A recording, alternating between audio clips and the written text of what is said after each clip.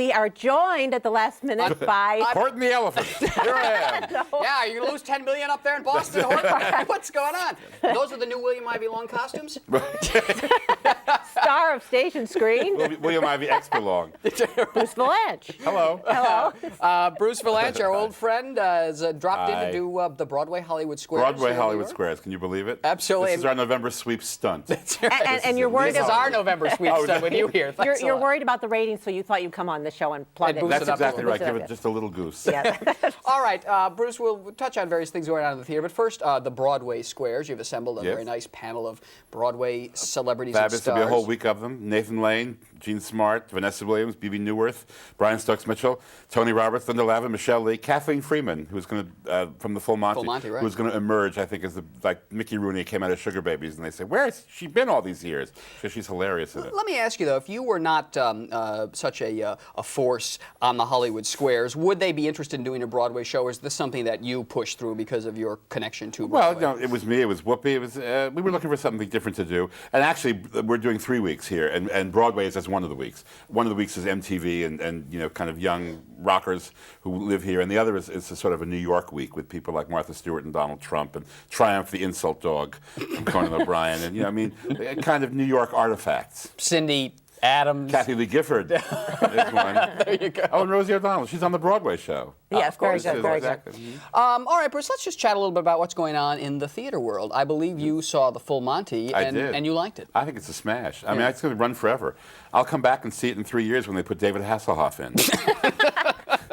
It's going to be. I liked it. I had a great time. It's a terrific show, and it's a big crowd pleaser. I mean, it's quite wonderfully done. One of the things I like, I saw it too, and one of the things I think is good about it, and it's different from like Saturday Night Fever or Footloose, is that Terrence McNally has really rethought it and rewritten it for the stage. He's turned the movie into a musical, not just put the screenplay on stage. Exactly, exactly. And it's got all those components. I mean, it's got heart, which is something which they're always complaining their shows don't have enough of.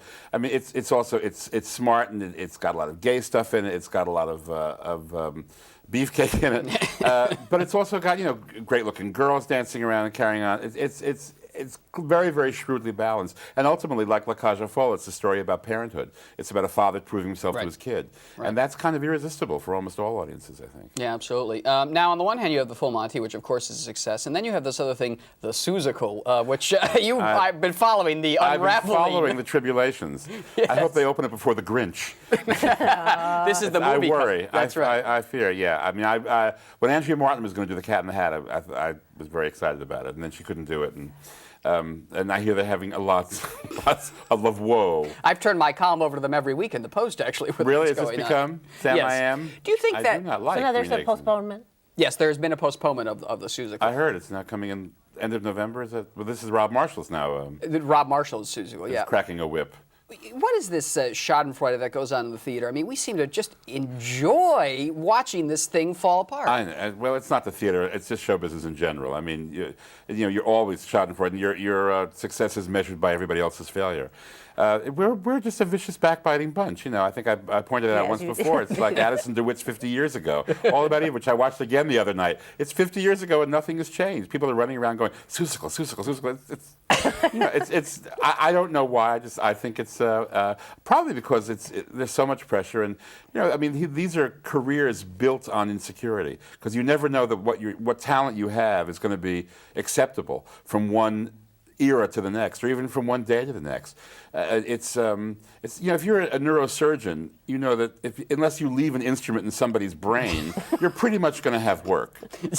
But you can be the best writer, director, choreographer, actor in the world, and next year they might say, you know, we're going another direction. You're funny, but we've cast Nell Carter.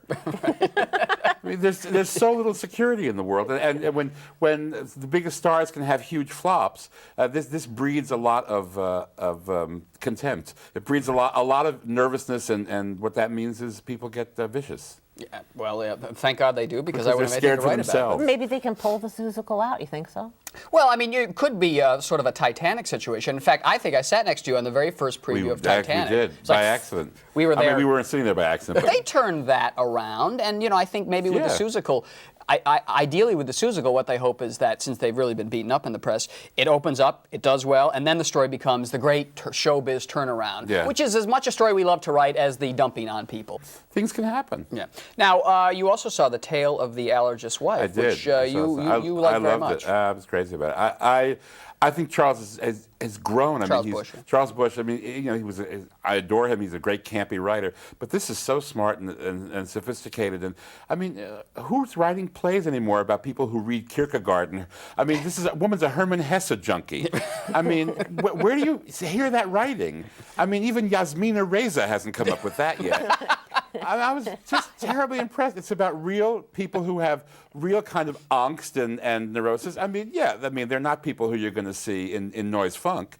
You know, it's a slice of Upper West Side life yet again. It's not going to be done at the public theater. Right, exactly. But it's so smart and wise, and about human beings of a certain intellectual level who are having a crisis, and it's also a mainstream comedy too, which I think we don't get a lot of either on Broadway anymore. I mean, there used to be the Neil Simon play year in and year out. It's like a Neil Simon play kind of used to be, except it's up a notch. He never wrote about intellectuals, and this is about intellectuals or people who want to be intellectuals. I mean, except in The Dinner Party, he kind of does touch on that. I mean, you know something from comic writing. Neil Simon is. No, well, he's giant. the best. I mean, he's who I wanted to be, who I still want to be on many levels.